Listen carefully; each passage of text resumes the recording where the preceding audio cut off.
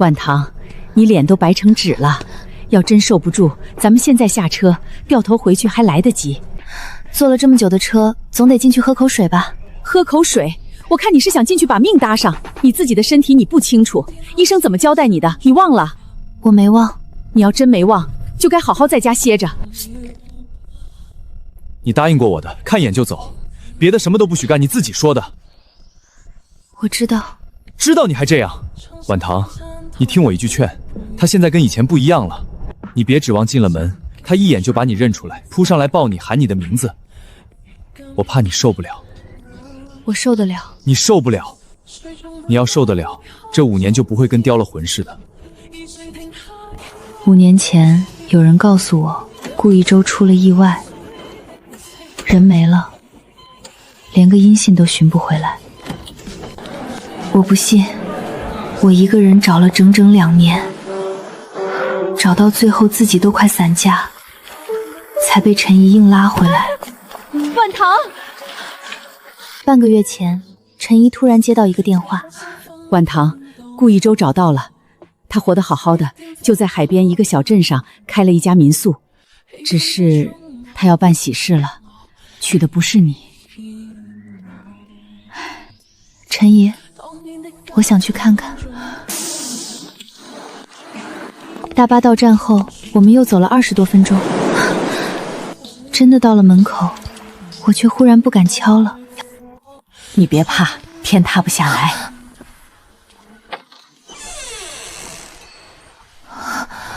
是他。请问是来住店的吗？他的声音低了，也稳了，不再是我记忆里那个总带着笑意的少年。阿周，你叫我？阿周。抱歉，你是不是认错人了？我姓顾，大家都喊我老板或者顾师傅，没人这么叫我。我这辈子什么都可能认错，唯独不会认错他。可他的眼神告诉我，他是真的不认得我了。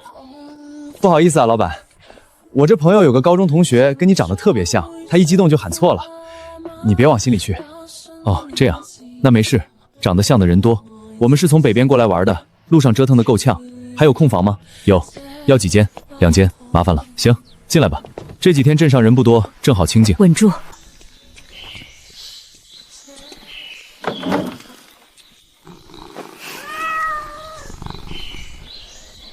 奇了，这猫平时怕生，谁都不理，今天倒热情。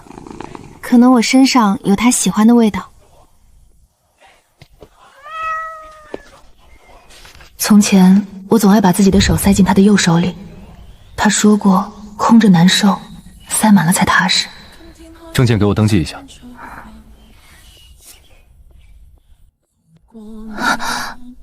你手很凉，是不是不太舒服？没事，晕车。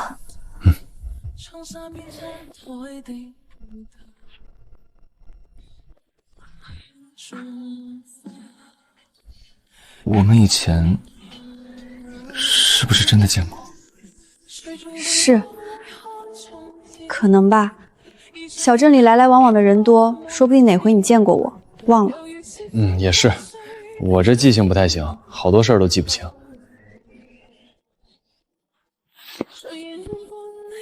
看见没？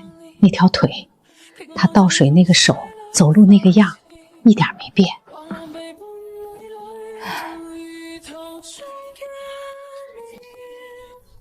从前也是这样，他总记得我是用左手拿杯子的人。刚才门口是我唐突了，你别往心里去。我就是总觉得你眼熟，说不上来在哪儿见过，这感觉挺怪的。没关系。你叫什么名字？苏婉堂。苏婉堂。奇了，刚才看你身份证的时候，我就觉得这名字眼熟。你怎么了？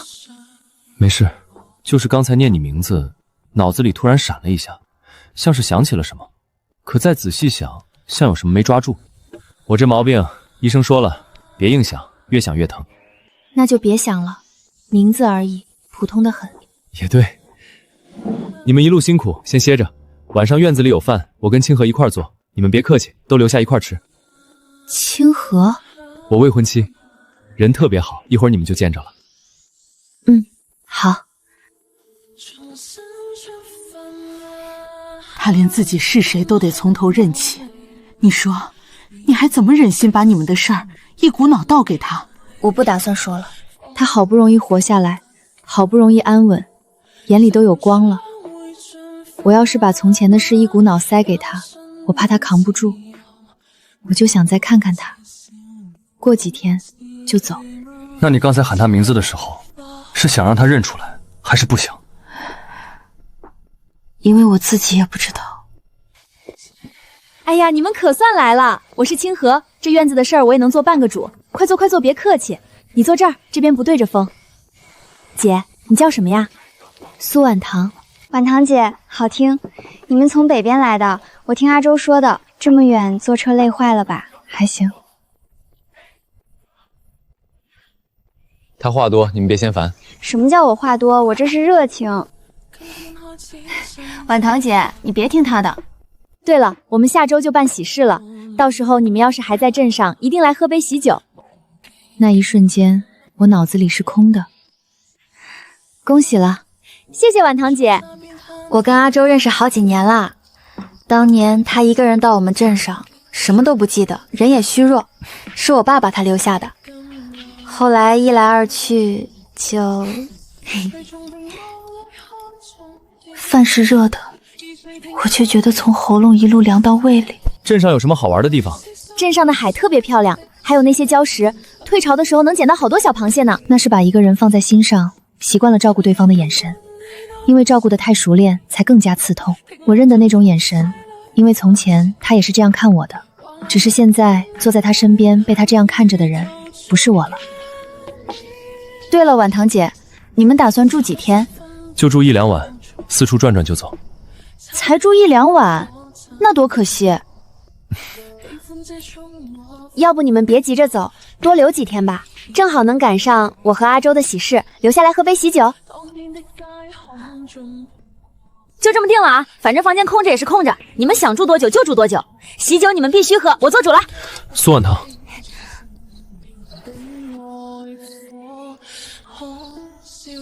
吃这个，那个辣。我就吃一口嘛。上回你吃辣，半夜胃疼，翻来覆去闹到天亮，忘了？我有吗？我不记得我吃辣胃疼过啊。可能是我记差了。算了，你说不让吃就不让吃，他就是管我管得严。那饭忽然有点噎，因为我知道那不是他记差了，半夜胃疼翻来覆去闹到天亮的人是我。从前我贪嘴，最爱吃辣，每回吃完都会胃疼，他嘴上骂骂咧咧，却还是会偷偷给我买。那些照顾人的习惯早就刻在了他的身体里，他忘了自己曾经照顾的是谁，可他的手还记得，只是如今他把这些习惯全都给了眼前的人。我去倒杯水。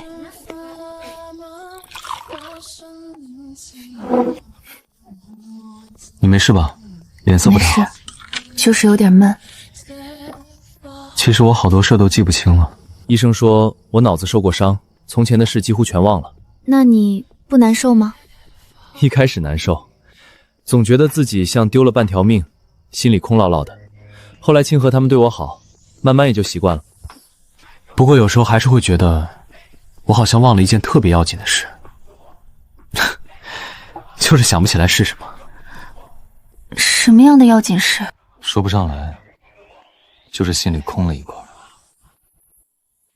像有个人有件事儿一直在那儿等我却怎么都想不起来。我不敢再接他的话，怕自己一开口就露了馅。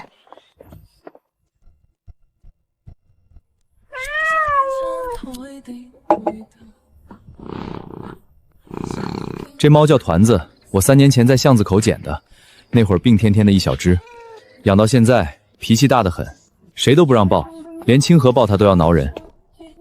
真的喂，团子平时可傲了，婉棠姐你怎么做到的？他今天怎么这么给你面子？可能猫跟人也讲缘分吧。那你俩缘分可太深了。团子你个没良心的，我天天喂你，你还挠我。人家婉堂姐才第1天来，你就这么亲。这只橘猫长得跟我从前养的那只很像，那只也叫团子，是我和顾一周一起在巷子口捡的，也是一只病恹恹的小猫。后来我弄丢了顾一周，那只团子没多久也老死了。我一直以为这世上再也没有第2只团子了。你哄它的样子很熟练，你以前是不是也养过猫？养过一只，也是橘猫？也叫团子。话一出口我就后悔了。你怎么了？是不是又头疼？没事，刚才你说团子的时候，脑子里又闪了一下，好多画面，乱糟糟的，还有一个人的背影，我看不脸。又来了，医生说了多少回，你别硬想，你越想它越疼。快，先坐下歇会儿。都怪我，净让你陪着聊天。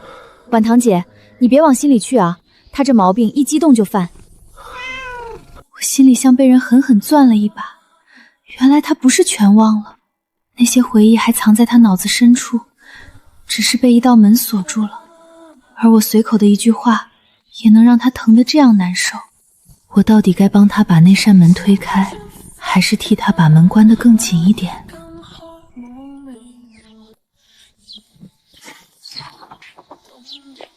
婉堂姐，你起来啦！哎呦，你不知道我们这办事儿说是简单办，真忙起来千头万绪。请客的桌椅、要摆的东西、买的菜，全得我一个人张罗，我头都大了。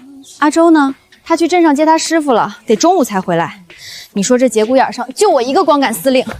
我帮你抬，你往里退，慢点。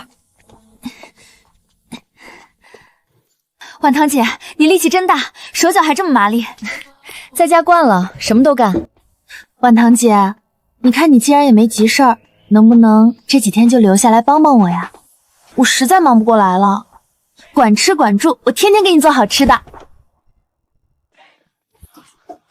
婉堂，不行，你身体什么情况你自己清楚。来都来了，看一眼就该走了，你还想留下来帮着办喜事？你图什么？你图给自己添堵吗？周远，你别叫我。我答应了陈姨，也答应了你家里人，看一眼就带你回去，多留1天你就多受1天罪。周远，你先别急。陈姨，您怎么也……婉堂这一路就为了看他一眼，真让他看一眼就走，他这辈子都得记挂着，落个念想不圆满。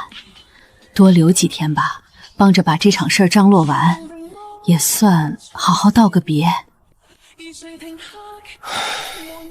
行，我手脚快，能帮上个忙。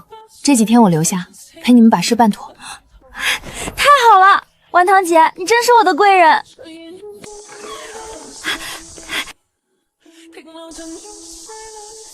那谢谢你。不逼他想起来，就安安静静陪他几天，然后离开。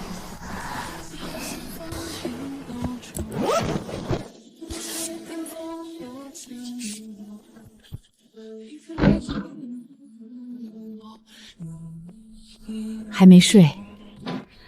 婉堂，陈姨问你一句实在话，你真就打算这么瞒着他，一个字都不说？可他脑子里明明有你。你看这2天，团子认得你，他的手认得你，连他自己都说心里空了一块。你就给他一点点提示，说不定他就全想起来了。他想起来了，你们不就……陈姨，就算他全想起来了，然后呢？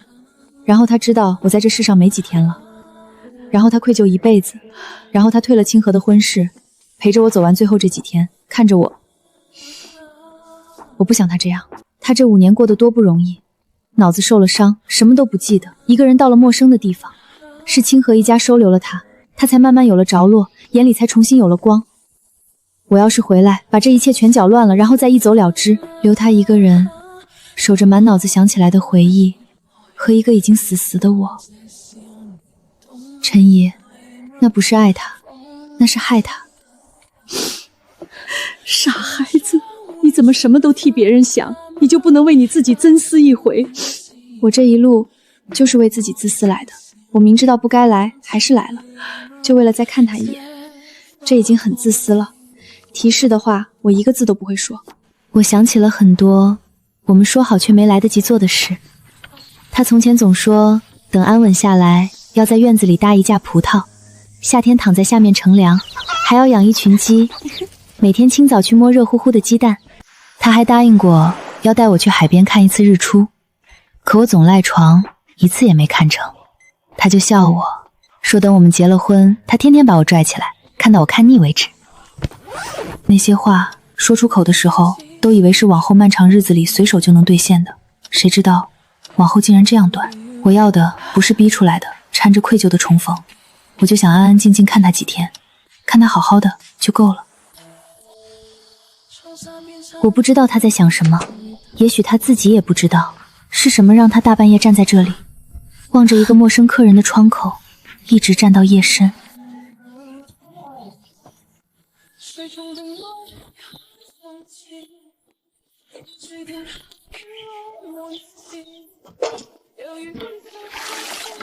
抹布。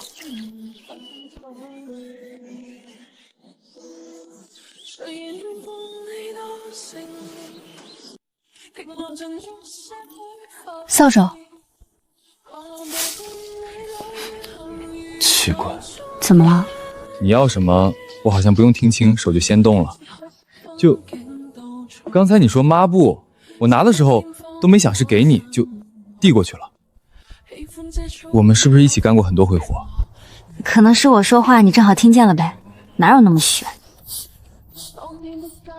哟，我出去这么一会儿，你俩把院子收拾的差不多啦。我说你俩这配合简直了，一个递东西，一个接东西，跟排练过似的，像老搭档。婉堂姐，我跟你说个事儿啊，你别笑我。阿周这人吧，平时挺闷的，不太爱跟人搭话。可这2天你来了以后，他话都多了点儿。刚才我在门口就瞧见他跟你干活的样子，我说不上来，反正跟平时不太一样。哪儿不一样？自在，对，就是自在。他跟别人，包括跟我，总有点端着，客客气气的，像怕做错什么。可他跟你干活一点都不端着。哎呀，我瞎说的，你别往心里去。你们八竿子打不着，肯定是我看差了。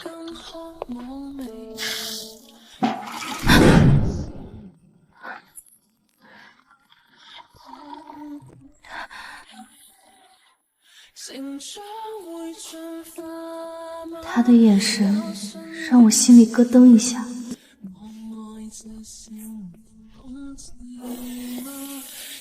这是我从小养成的习惯，调料全放在右手边，用起来顺手。盐、醋。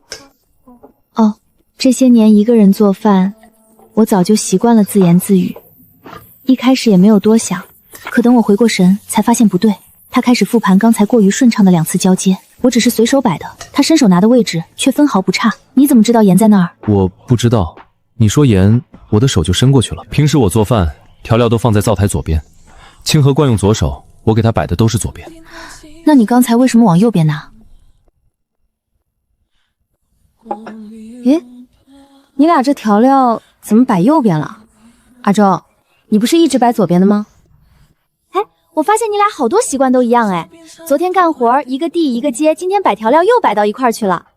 婉堂姐，你俩不会是失散多年的兄妹吧？婉堂姐，你这菜做的跟我妈做的一个味儿，家常又特别下饭。阿周，你尝尝这个。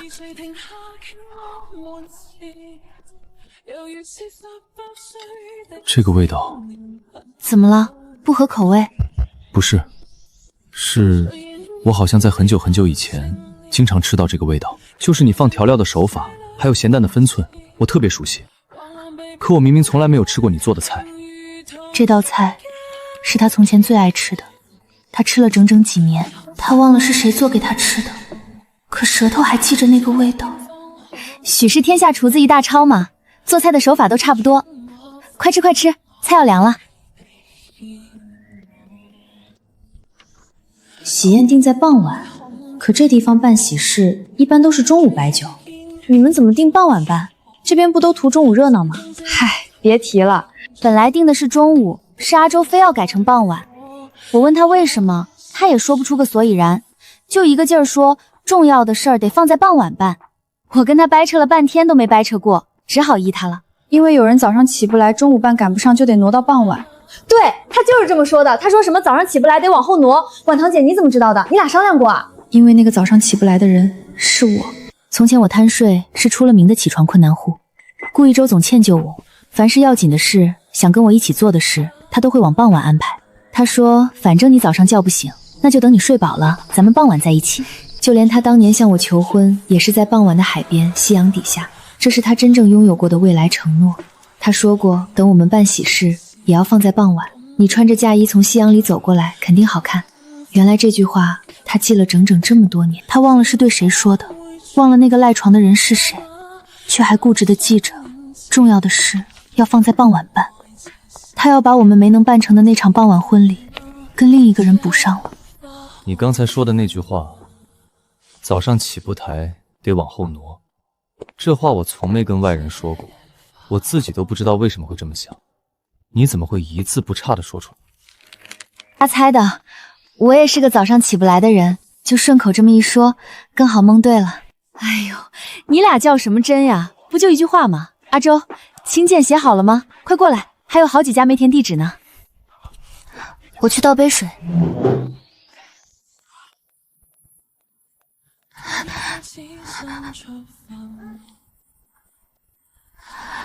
阿周，你什么都记得。你记得傍晚，记得那个味道，记得怎么递东西给我。你唯独不记得那个人是我。我睡不着，海风凉丝丝的，反倒让发闷的胸口舒服了些。夜里凉，别冻着。谢谢。你怎么还没睡？睡不着。你也是。这样的夜晚安静让我恍惚。很多年前，我们也曾这样肩并肩坐在海边，什么都不说，光是待在一起就很好。苏婉堂，我能跟你说件怪事吗？你说。从你来的第一天起，我心里就一直不踏实。你喊我阿周的那一声，我明明不认识你，可心口就像被什么撞了一下。这几天越相处越是这样，你干活、做饭、说话，我总觉得哪儿都熟，可我使劲想，又什么都想不起来。见到你，我心里就总空一块，像是很久以前我丢了一个特别重要的东西，一直没找着，现在忽然有了点线索，就在眼前，我却怎么都够不着。我多想告诉他，阿周，你没丢，你要找的那个人就在你面前，你伸手就能逗着，可我不能。阿周，你想多了，我就是一个路过的客人，可能我长得像你从前认识的谁，也可能只是缘分让你觉得眼熟，但真的没有别的了。这世上长得像的人多了去了。我的声音出奇的平稳，平稳的连我自己都佩服。也是我瞎想了，你别介意啊，我这脑子一根筋，认死理，一点风吹草动就疑神疑鬼。没事。那你早点歇着，别坐太久，夜里海边潮气重。你也是。外套你先披着，明早还我就成。方才他松下那口气的时候，我心里顿顿的一下又一下的疼。原来最疼的不是他不认得我，是他明明快要认出我了，我却要亲手把他往回推。婉堂姐，你说缘分这东西真是奇了。我跟阿周啊，说起来也是老天爷牵的线。哦，怎么说？那是5年前吧。有天下大雨，我爸出门办事，在镇口的桥底下发现了一个人，他浑身湿透，圈成一团，脑袋还有伤，人都快不行了。我爸心善，二话不说就把他背回了家。那个人就是阿周，请大夫来看，说他脑子受了重伤，醒过来以后什么都不记得了，不记得自己叫什么，从哪儿来，家里还有谁，身上也没有证件，兜里只揣着半张烧回的车票，别的什么都没有。半张烧回的车票。5年前他坐着那趟车是要回来娶我的，我在站台上等了他整整1天1夜，没有等到，后来等来的只有那趟车出了事的消息。我一直以为他已经不在了，原来只是到了另一个陌生的小镇，忘了所有人，也忘了我，在这里重新活了下来。后来他伤好了，可记忆一直没有恢复。我爸看他无处可去，就把他留下，让他在院子里帮工。他这个人特别实在，什么活都抢着干，也不多话。我爸常说这孩子是个知恩图报的。就这么一年，我跟他也就处出感情了。那他这些年就没想过找回自己是谁吗？想过，做梦都想。他总跟我说心里空落落的，好像忘了一件天大的要紧的事。他说那件事没办成，他这辈子都不会踏实，还说得先把那件事想起来，办完才敢安心过别的日子。那件天大的要紧的事，我几乎立刻就知道那是什么。他向我求婚那天也说过一模一样的话。他说，婉棠，我这辈子有件顶要紧的事，只有你能帮我办成。那件事就是娶你回家。原来他忘了所有，却始终记得自己还有一件要紧的事没有办完。他拼命想要记起来，却怎么也想不起那件事是娶我。所以啊，我们俩的婚事也拖了很久才定下来。他总说等想起那件要紧事以后再说说，可这一等就是好几年也没个头。我爸年纪大了，总念叨着想看我成家，我们才……婉棠姐，你说他心里那件要紧事儿到底是什么呀？我有时候都觉得他心里一直装着另一个我够不着的地方。我没法回答他。其实这几年，他一直没真正断了找回记忆的心思。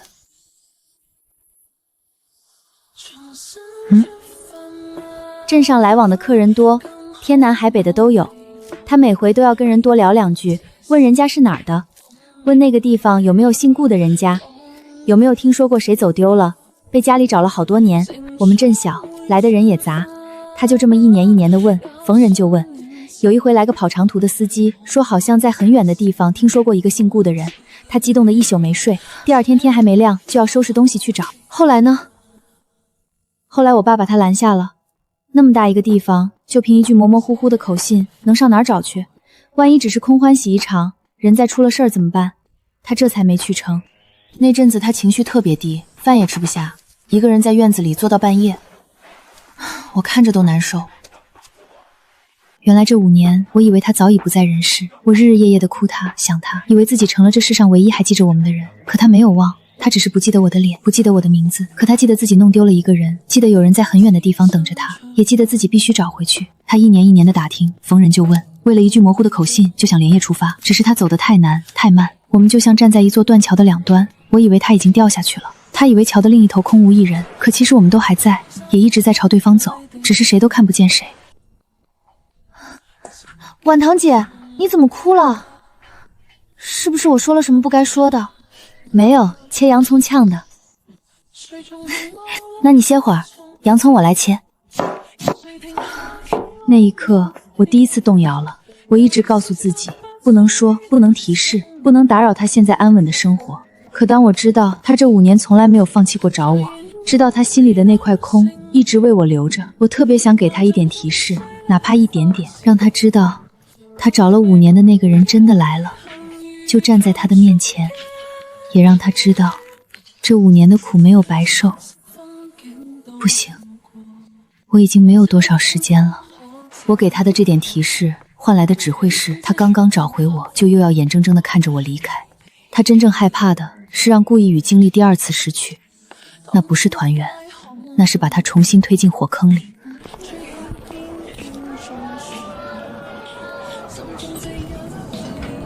顾一周最爱吃这个，从前他嘴上总说自己不爱吃甜的，可每次我买绿豆糕，他嘴上嫌弃，手却一块接一块能把一整盒吃完。我笑他口是心非，他还红着脸狡辩，说是怕我吃多了腻，替我分担。这个绿豆糕给我来2盒。婉棠姐，你也爱吃这个呀？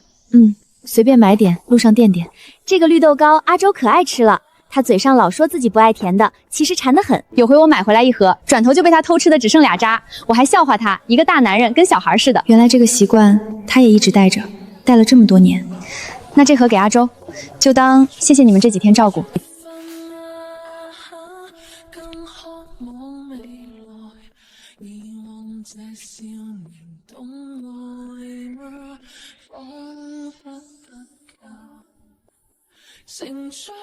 这个味儿好吃吧？婉棠姐买的，你不是最爱这个吗？这个绿豆糕是你买的？路过点心铺，随手买的。我好像很久很久以前也总吃这个味儿的绿豆糕，不是这家铺子的，是有个人总买给我，那个人还老笑话我，说我口是心非，明明爱吃，嘴上还嫌弃。那句口是心非，我说了他整整好几年。阿周，你想起什么来了？是谁总买给你啊？想不起来，就记得那个人的声音很好听，笑起来的时候。婉堂姐，你眼光好，你来摆，我就想着办的温馨点、亮堂点就行，别的我也不讲究。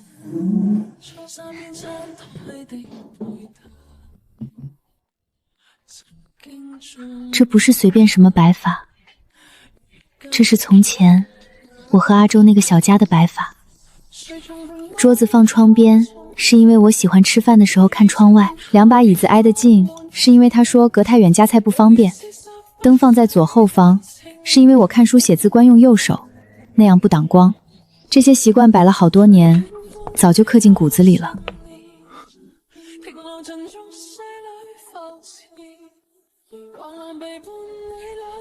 这个摆法哪里不好吗？我在挪。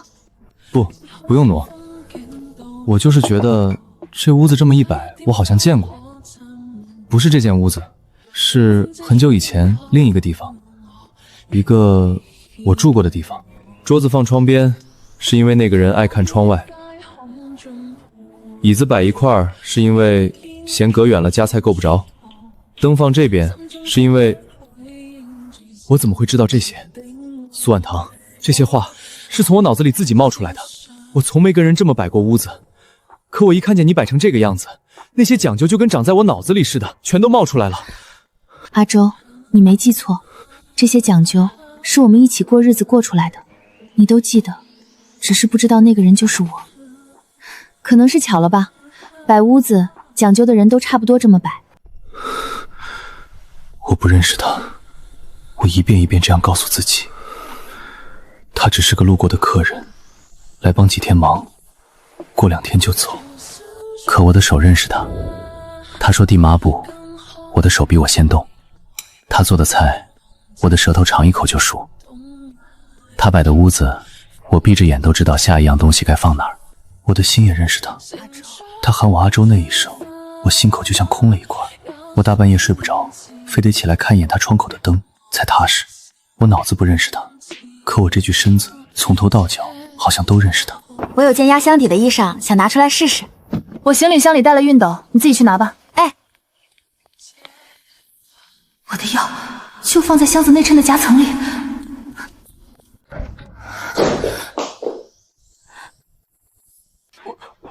婉堂姐，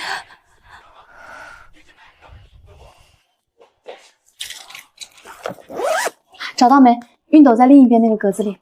那个药我认得，我一个远房姑姑前年也是吃这个药，她那个病……别瞎想，老毛病了，吃着药控制的挺好，不碍事的。婉堂姐，你别骗我，我姑姑就是吃着吃着，到后来药也压不住了。你这药的量比我姑姑当年还大，你的身体是不是很不好？对着清河这张哭花了的脸，我一时竟找不出话来搪塞。婉堂姐，你身体都这样了，怎么还跟着他们跑这么远？你们刚来的时候不是说只住1、2晚，四处转转就走吗？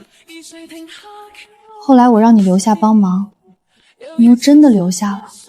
而且这几天你跟阿周之间那些事儿也太巧了。婉堂姐，你是不是有什么事儿瞒着我？你来这个镇上是不是本来就有别的事儿？这姑娘看着大大咧咧，心却细。顾一周那些莫名其妙的熟悉，我那些猜中的巧合，还有现在这药，她怕是早就察觉出什么了。清河，人吃五谷杂粮，谁没个病的？我这身子是不太好，但真没什么事儿的。我来帮忙也是真心想帮，你别多想，更别声张，尤其别跟阿周提。为什么不能跟阿周说？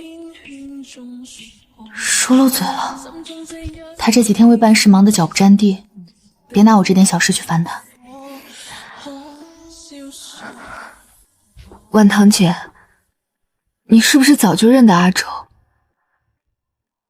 我没能回答清那句话，因为就在那天夜里，我病发了。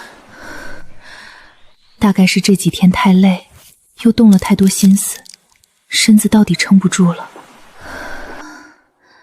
苏婉堂，你没事吧？我听见你屋里声音不太对。没事，你去睡吧。你声音都变了，要不要请医生？不用了，老毛病，缓缓就好。他一直守在门外。我给你倒了杯热水，搁门口了。你要是好点了，趁热喝，捂着点，发发汗。从前我一犯病，他也是这样，给我倒热水，让我捂汗，守在我身边一步不离。他忘了我，可那些照顾我的习惯还留在他身上。好点了吗？好多了。你怎么还没睡？先喝水。这样的神情太熟悉了，熟悉的让我心口发紧。谢谢你，这几天净给你们添麻烦。该说谢谢的是我。你来这几天帮了这么多忙，可我这心里一直有个说不清的念头。什么念头？我总觉得我欠你点什么，说不上来是什么。就是打你来的第一天起，我这心里就跟压了块石头似的闷得慌，好像我很早以前答应过你一件什么事，一直没做到，我欠着你的，欠了很久很久了。你说怪不怪？我跟你明明才认识几天，可我这亏欠的感觉好像积了半辈子。阿周，你没有欠我，你答应过回来娶我，答应过带我看遍好山好水，答应过陪我到老，这些都没做到，可这不怪你，你没欠我什么。快去睡吧，明天还忙呢。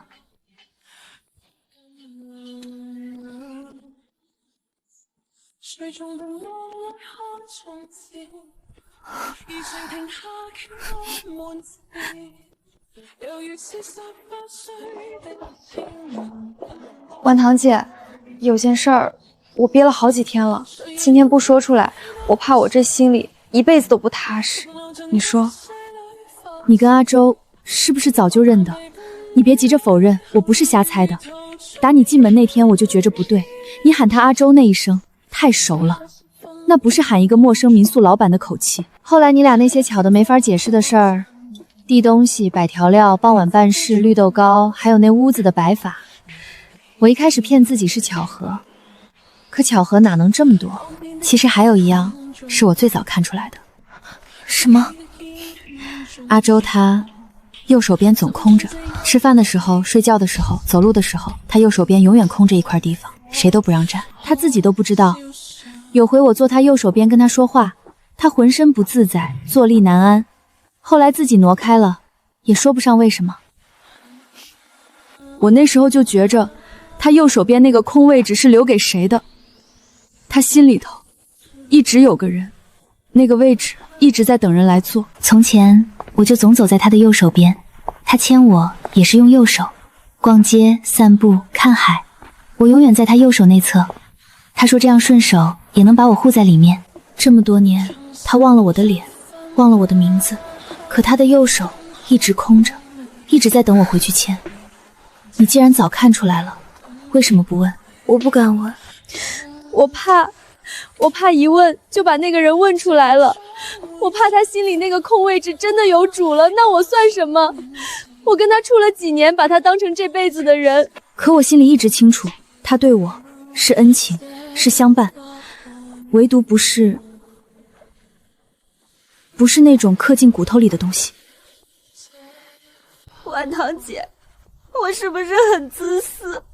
我早看出来了，可我什么都不敢问，什么都不敢说，我就想着赶紧把婚事办了，把他绑在我身边。我明知道他心里有别人，还想把他抢过来，我是不是特别坏？其实他什么都懂，他只是太怕失去，才装了这么久的糊涂。你不坏，你只是爱他。这句话我是真心的，爱一个人，谁都想把他留在身边。婉堂姐，可我心里越来越不安，因为当年有件事我一直没敢跟你说，也没敢跟阿周说。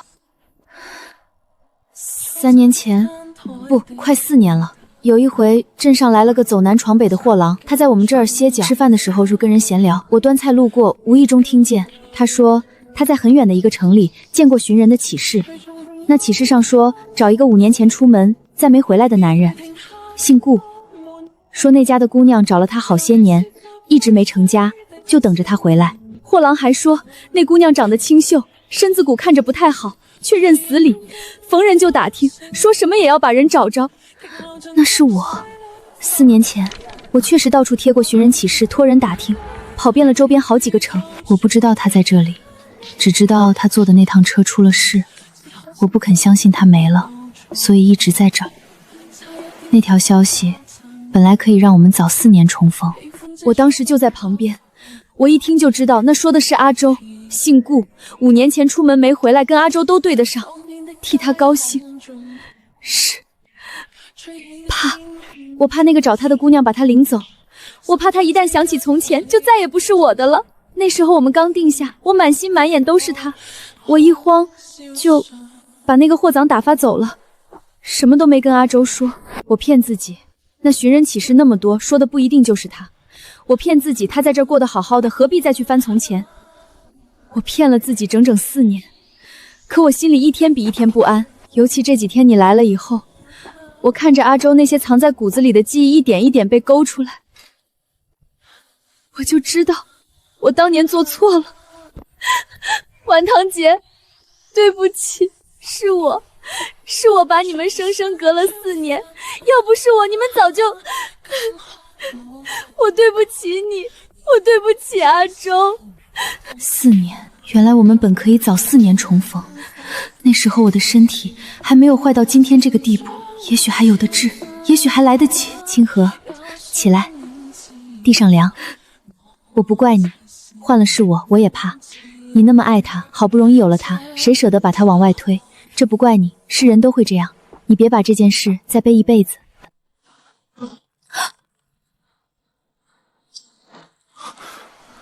我们刚才说的话，他全听见了。阿周，你怎么在这儿？你听见了？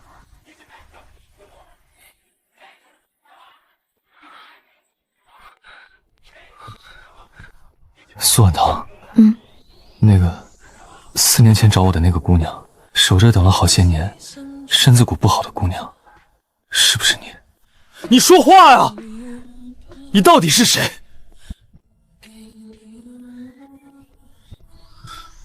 你为什么一喊我阿周，我这心就跟被人攥住了一样？为什么一看你，我这脑子就跟要炸开一样？有好多东西拼了命的往外冲，可我就是抓不住。这几天，我天天晚上做梦，梦里有个人，我看不清脸，可我知道我认得他。他走在我右手边，笑起来声音特别好听。他赖床，我总等他睡到傍晚。他爱吃绿豆糕，还笑我口是心非。那个人是不是你？苏婉堂，那个人是不是就是你？我多想告诉他是我，你没记错，你梦里那个人就是我。可医生说我最多还有小半年，而他好不容易才在这里重新过上安稳的日子。你别问了，你头疼。你在躲。苏婉堂，你眼睛里明明有话。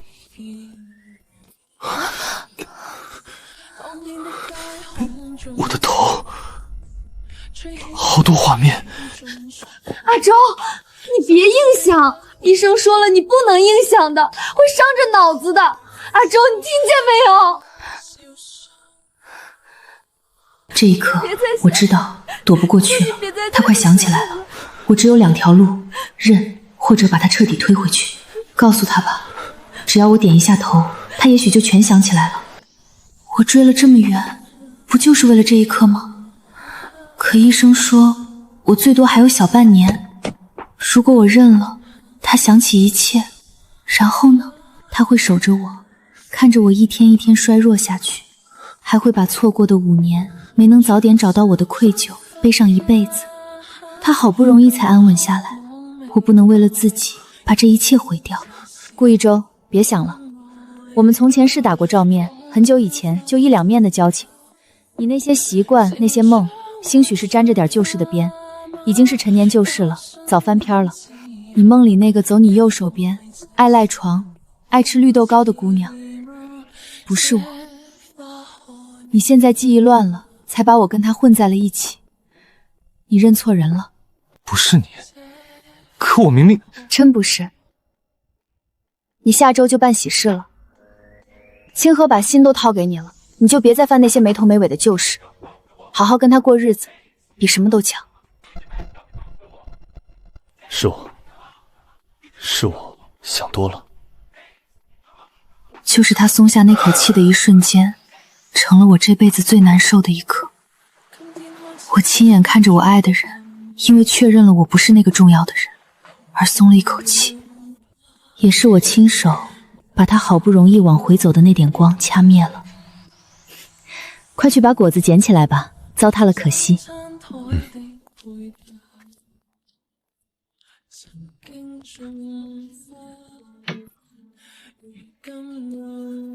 这一回我分不清到底是病还是心痛。阿周，对不起，我宁愿你一直以为自己认错了人，也不愿你眼睁睁看着我在你面前一天一天没了。我该走了，再待下去我瞒不住了。清河知道了我的病，也知道了当年的事，再留下去迟早要出事。我的身子一天不如一天，今晚这一疼比前几回都重，我不能倒在他面前，得走，趁着还能走，干干净净的退场。这是我和阿周准备领证那天照的，那时候我们说好，等他这趟远门回来就办喜事。阿周，等你看到这封信，我大概已经走远了，别找我。这几天谢谢你，谢谢你让我搭把手，谢谢你半夜倒的那杯热水，谢谢你陪我过了几天平平常常的日子。你不知道这几天我过得有多好。有件事你别愧疚，也别难过，你没对不起任何人。你忘了一些事，那不是你的错，是命。你能在这小镇上好好活着，安安稳稳的，我就知足了。记忆是你自己的东西，别人替不了。你想不起来的就别硬想，大夫说了，硬想伤身子。你哪天忽然想起我，别难过，就当做了个久一点的梦。你要是一直想不起，那更好，就踏踏实实跟清河过日子。清河是个好姑娘，也真疼你，你要好好待她。至于我，你只要知道从前有那么个人很喜欢你，也从没后悔遇见你就够了。保重，晚唐。真要走，不再看他一眼？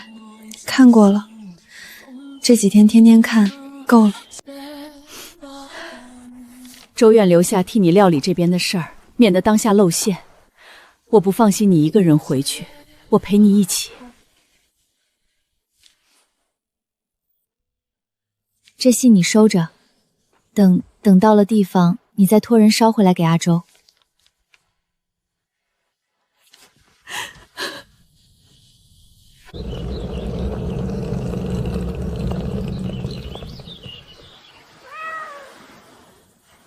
里面是我爱了一辈子的人。阿周，我走了，你好好过。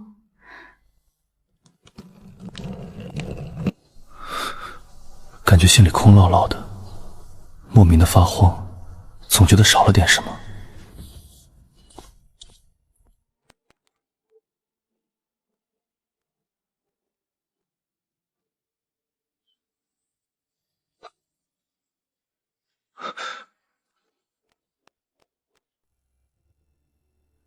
人走了，胸口那个从他来了以后就一直闷着的地方，突然又空了一大块。苏婉棠呢？她去哪儿了？他临时有急事，天没亮就走了。走了？陈怡不放心他一个人，陪他一起走了。怎么连声招呼都不打？我不信，哪有这样的？招呼都不打一声就走了？总觉得有什么顶要紧的东西从手边溜走了，抓不住，连他是什么都不知道。清河也不对劲，像是有什么事瞒着我。我实在坐不住了，想着看看他有没有落下什么东西，好歹还能有个联系他的由头。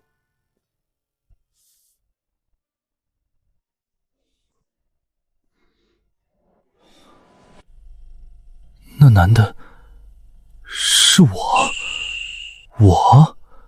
还有他，我们怎么会在这么旧的一张照片上笑得这么亲密？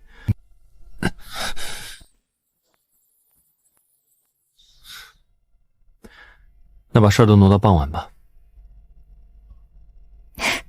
口是心非，你说话算数。算数，我很快回来，回来就娶你。苏婉棠，我叫顾一舟，我有个未婚妻叫苏婉棠。5年前我出了趟远门，答应她很快回来娶她，可我在回来的路上出了事。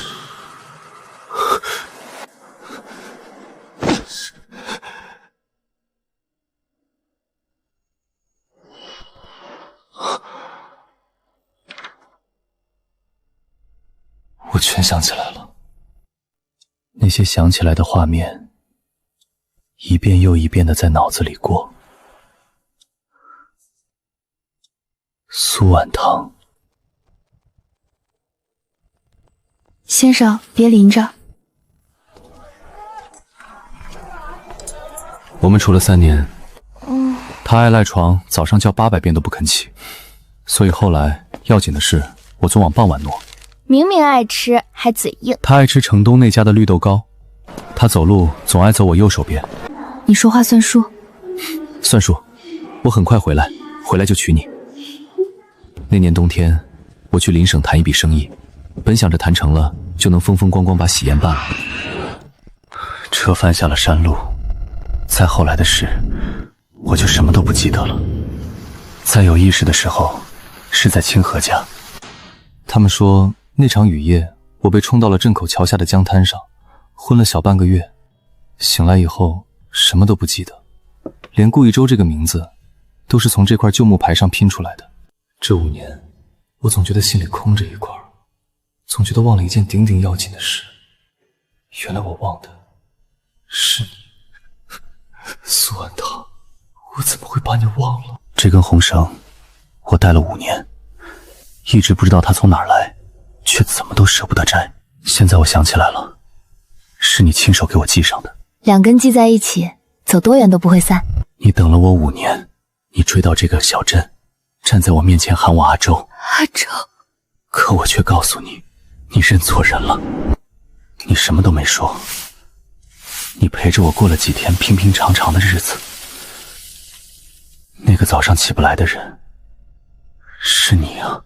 昨天我明明都快想起来了，顾一舟，是你亲口告诉我，我认错了。你为什么要这样？你追了这么远来看我，为什么最后又瞒着我一个人悄悄走了？那要凭他的脸色，他那天晚上不会的。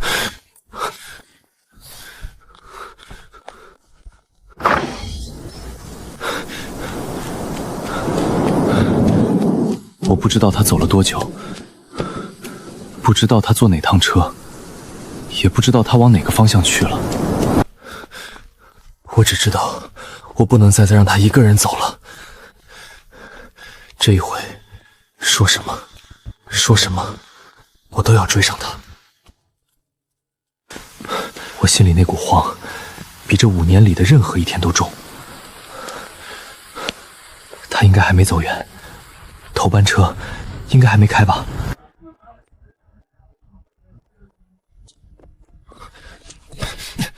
你想干什么？苏婉棠，他坐哪辆车？往哪儿去了？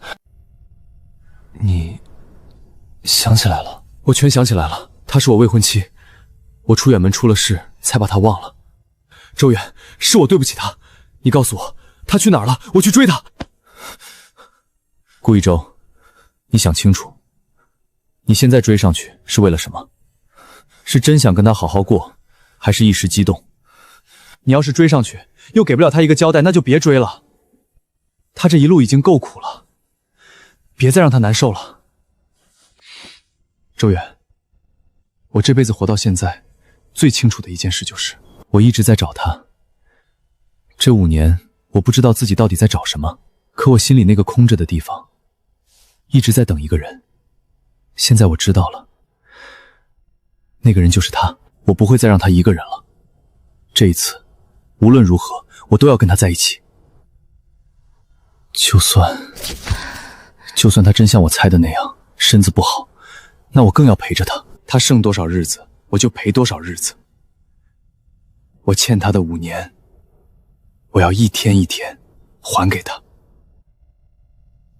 你早干什么去了？头班车半个钟头前就开走了，往省城方向。陈毅不放心，跟着一块走了。走了半个钟头。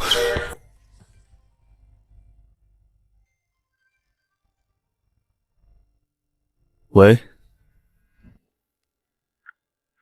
这你们家准备。我心里那根弦像是一下断了。周远，怎么了？他怎么了？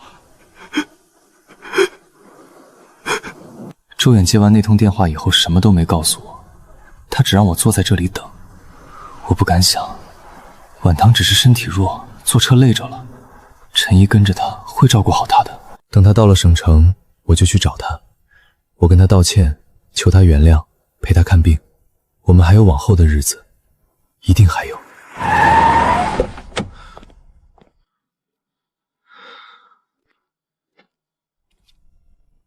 顾一舟，你想起来了？晚唐，他走了。走去哪儿了？我去追。省城是吧？我现在就去。孩子，他不是回省城了，他是走了。车开出去没多久，他就撑不住了。他那个病本来就已经熬到头了，他是硬撑着一口气来这里看你这一面的。他在车上靠着我，慢慢就没了气息。他走的时候很安详，没受什么罪。他最后还笑了一下。他跟我说：“陈怡，我看见他了，他过得挺好，我就放心了。”可我什么都听不见了，我的世界突然静得可怕。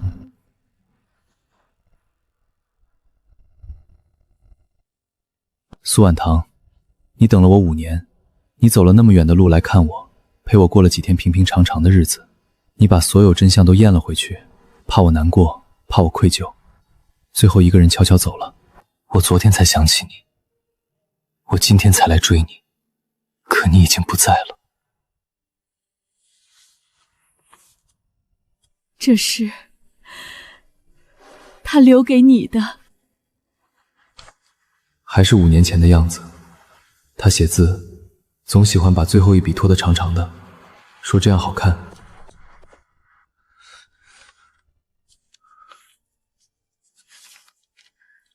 阿周，等你看到这封信，我大概已经走远了，别找我。这几天谢谢你，谢谢你让我搭把手，谢谢你半夜倒的那杯热水，谢谢你陪我过了几天平常的日子。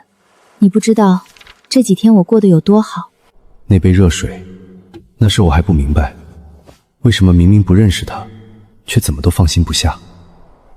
原来是我的心比我先认出了他。有件事你别愧疚，也别难过，你没对不起任何人，你忘了一些事，那不是你的错，是命。你能在这小镇上好好活着，安安稳稳的，我就知足了。不是的，晚棠，是我对不起你。你等了我5年，拖着病身子找到这里，可我没认出你，还当你的面给别人夹菜，说我要办喜事。你受了这么大的委屈，临走前却还在安慰我，说这不是我的错。记忆是你自己的东西，别人替不了，你想不起来的就别硬想，医生说了，硬想伤身子。你哪天忽然想起我，别难过，就当做了个久一点的梦。你要是一直想不起，那更好，就踏踏实实跟清河过日子。清河是个好姑娘，从前有那么个人很喜欢你，也从没后悔遇见你，就够了。保重，晚棠。晚棠，我想起来了，我全想起来了。你是苏晚棠，你是我媳妇儿，我说好回来娶你的，我怎么就把你忘了呢？我怎么就……你为什么不告诉我？你就直接跟我说啊！你说一句我就全想起来了。你为什么要瞒着我？为什么要一个人走？我来追你了，我想起来了，我就来追你了。可我来晚了，晚棠，我来晚了。信纸上好像还留着一点属于他的气息。那是我这辈子最后一次离他这么近。晚堂的后事是我和陈怡、周远一起料理的，按他心里的意思，没有惊动太多人，也没有办得哭天抢地，简单安静，就像他这个人，一辈子都是安安静静的。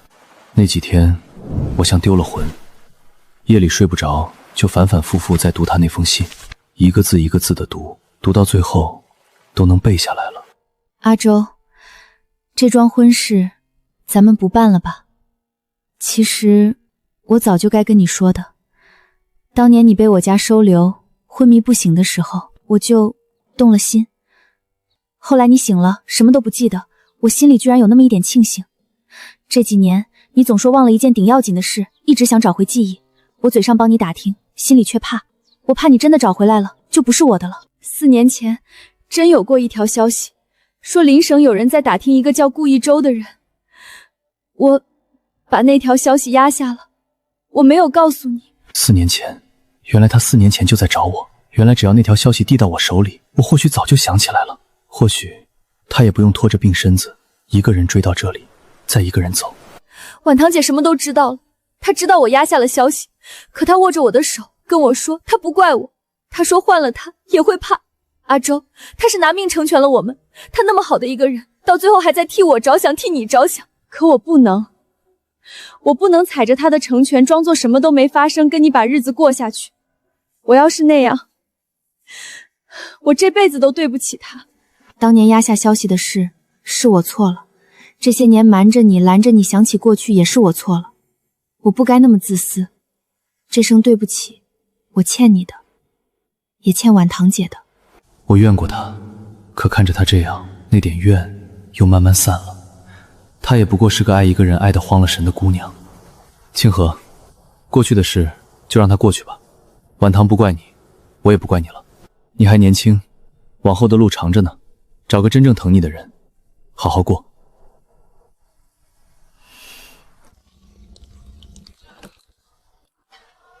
阿周，我去别处了，往后好好照顾自己，也替我跟婉堂姐说声对不起。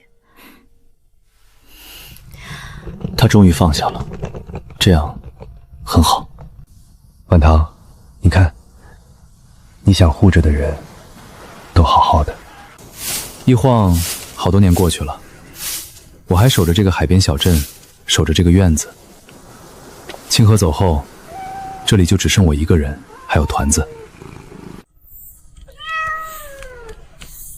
他还是喜欢往那个空着的位置边上蹭，那是婉堂以前常坐的位置。这些年，我把院子一点一点改成了婉堂会喜欢的样子。我学会了做绿豆糕，刚开始不是太甜就是太硬，一遍遍试，如今总算有一点当年的味道了。他说过，想院子里种一架葡萄，夏天躺在下面乘凉。现在葡萄藤已经爬满架子了。他还说想养一群鸡，每天早上去摸热乎乎的鸡蛋。又一个曾经只是随口说出的愿望，已经成为多年日常。每次摸到的时候，我都想，他要是看见，肯定高兴。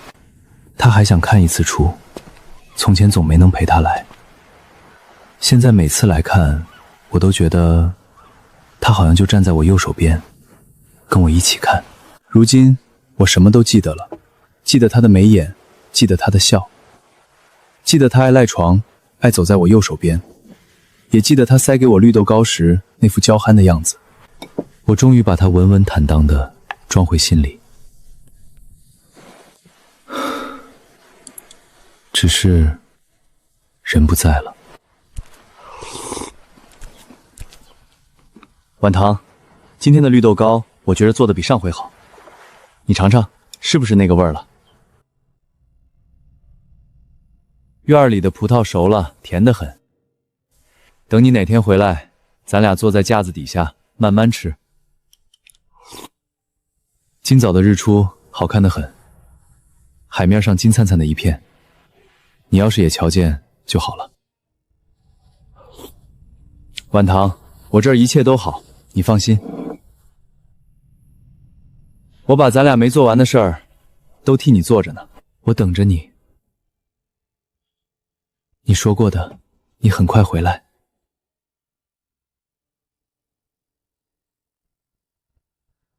晚唐，我这边都收拾妥当了，日子也过得踏踏实实的。你怎么还不来陪我？